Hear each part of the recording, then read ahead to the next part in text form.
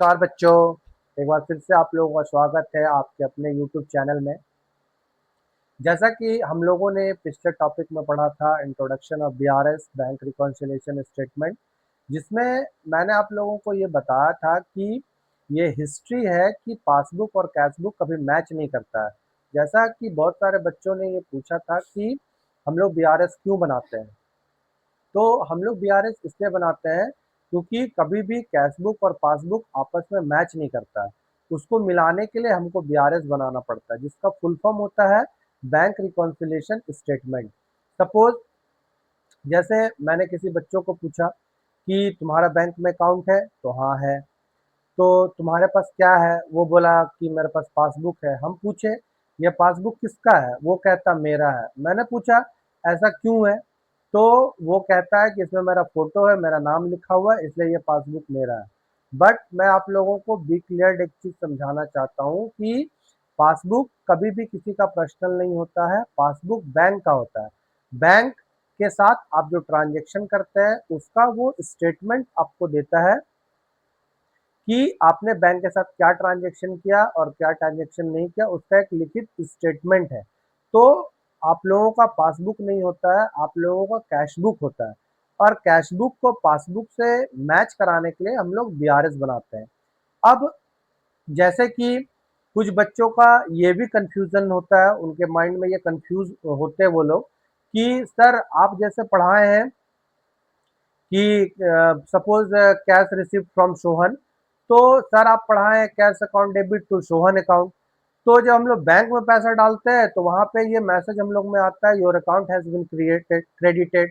और जब हम लोग पैसा निकालते हैं तो वहां पे मैसेज आता है your account has been debited. तो ये उल्टा क्यों होता है? क्योंकि हम लोग रिसीव के समय तो कैश अकाउंट डेबिट बताते हैं और जब बैंक में पैसा जमा करते हैं तो वहां your account has been credited दिखता है।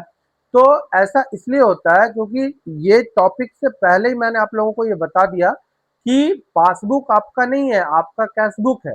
तो जैसे ही अब और इससे पहले हम एक और चीज आप लोगों को बताए थे कि जब भी जो नए बच्चे आते हैं उनके पास ये कंफ्यूजन रहता है कि हमको अपना भी एंट्री सोचना है और सामने वाला का भी एंट्री सोचना है। तो हम लोगों को दोनों का एंट्री नहीं सोचना है। कभी भी आप जब भी एंट्री करेंगे तो सिर्फ अपने लिए करेंगे। ठीक वैसे ही जैसे आप बैंक में पैसा डिपॉजिट करते हैं तो बैंक आप अपने अकॉर्डिंग एंट्री लेता है, ना कि आपके अकॉर्डिंग। तो बैंक जब अपने अकॉर्डिंग एंट्री ले रहा है तो वो वहां पे लिखता है cash account debit to Sohan. तो वहां पे क्या है, टू सोहन आ गया। तो टू जो है वो क्रेडिट है। हम पहले भी हम लोग पढ़े हैं कि डेबिट का मतलब बाई होता है, क्रेडिट का मतलब टू होता है। तो टू जो है सोहन है। तो वहां पे इसीलिए वो ऐसा लिखता है कि your account has been credited, क्योंकि बैंक के लिए आप लाइबिलिटी है। बैंक के पास आप पैसा जमा किए तो बैंक लाइबिलिटी समझता आपको कि आपको पैसा वापस करेगा। और जैसे ही आप पैसा अपना विड्रॉ करने के लिए जाते हैं, वहां से विड्रॉ करके आते हैं, तो उसके पास जो कैश जमा हुआ रहता है और आपके नाम से जो वो लाइबिलिटी खड़ा करके रखा है टू सोहन, तो फिर आपको वो पैसा जब वापस करने लगता है तो अपने लायबिलिटी को कम कर देता है। वो वहां पे लिख देता है Sohan account debit to cash account. इसीलिए हमेशा जब भी हम लोग खुद का जर्नल एंट्री बनाते हैं in the books of Suresh Mahesh Ramesh, तो वहां पे हम लोग लिखते हैं cash account debit to Sohan, cash account debit to sales account. लेकिन जैसे ही वो बैंकिंग सेक्टर में आ जाता है वो काम, वो आपके मोबाइल में जो मैसेज आता है तो आपको वो अपोजिट लगने लगता है। बट वो अपोजिट नहीं है, क्योंकि उसमें जितना ट्रांजेक्शन हो रहा, लेखा जोखा हो रहा, वो सारा बैंक करता है। और बैंक जहां भी आपको करता है डेबिट या क्रेडिट, उसी जगह पे वो एंट्री मारता है और वो आप अपने अकॉर्डिंग सोचते हैं, इसलिए आपको वो उल्टा लगता है। आप बैंक के अकॉर्डिंग सोचेंगे तो वो आपको सही लगेगा। नाउ अब हम लोग अपने टॉपिक पे आते हैं। ये चीज समझाना जरूरी था, क्योंकि यदि हम आपको समझाएंगे नहीं तो आप इस टॉपिक को समझ नहीं पाएंगे। अब हम लोग इस टॉपिक पे आते हैं कि वी विल डिस्कस कि हम लोग के पास हमेशा जो इंटर के बच्चे उनके पास एक प्रॉब्लम होता है कि सर जो हम लोग बीआरएस बनाते हैं, जब हम लोग उसको बनाने लगते हैं तो बैलेंस एज पर कैशबुक दिया जाता है, बैलेंस एज पर पासबुक दिया जाता है।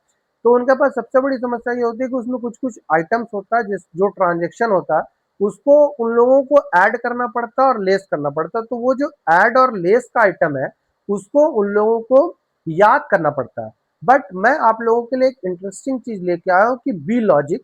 आप लोगों को कुछ भी याद करने की जरूरत नहीं है, आप इसको कॉन्सेप्ट वाइज समझ सकते हैं और आप ऑटोमेटिक ऐड और लेस कर सकते हैं। जैसे कि आप लोगों को सबसे पहले ये ध्यान देना है कि हमारे पास टू हैंड्स है, वी हैव टू हैंड्स, तो हम लोगों को ये दोनों हैंड्स को यूज करना है, एक को पासबुक मानना है, एक को कैश बुक मानना है। तो सपोज यदि आप इसको कैश बुक माने, इसको पासबुक माने, और यदि क्वेश्चन आपको ये कहता है कि आपको question balance as per cash book बनाना है, तो ये पासबुक स्टेबल पॉइंट पे रहेगा और ये cash book ups and down होगा। आप हमेशा ध्यान रखेंगे कि आपको जो भी आइटम या ट्रांजेक्शन मिला जिसको आपको ऐड लेस करना है वो अप्स एंड डाउन होगा।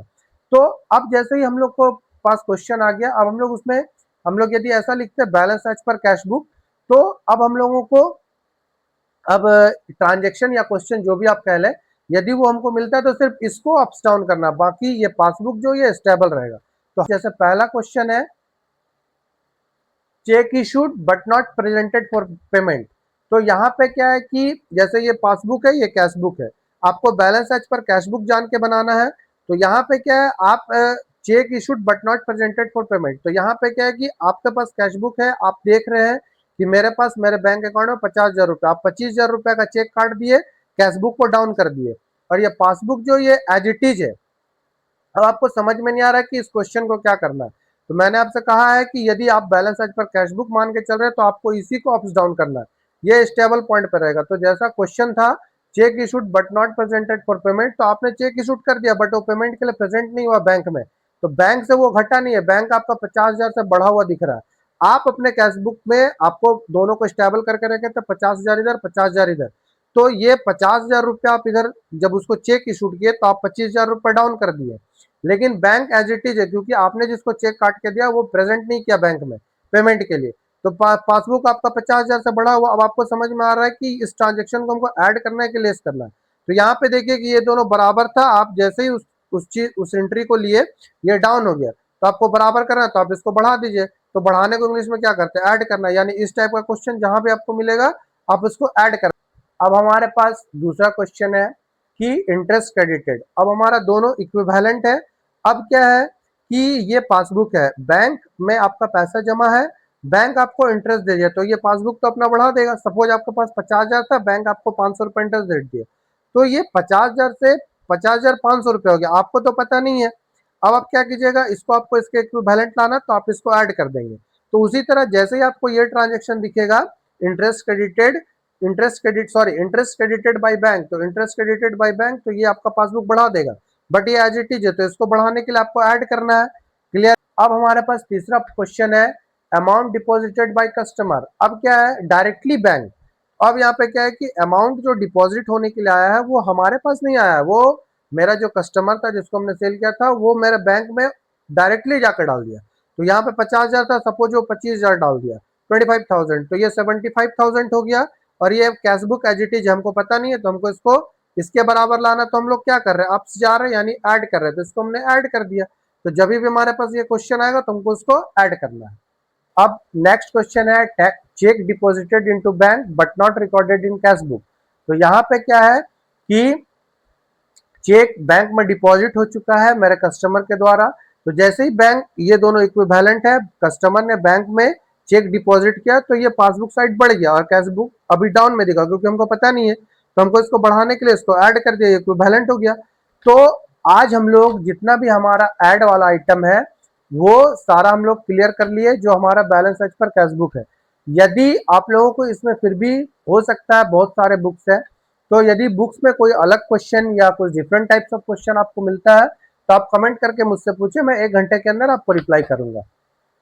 अब हम लोग नेक्स्ट वीडियो में balance as per cash book less item, यानी किसको किसको हमको लेस करना है उसको भी हम लोग बी लॉजिकली ऐसे ही समझेंगे। तो नेक्स्ट वीडियो में हम लोगों को सीखना है balance as per cash book less item, यानी जो भी वहां पर ट्रांजेक्शन बोलिए या आइटम बोलिए जो भी वहां पे लिखा हुआ है उसको हम लोग लेस क्यों करते हैं।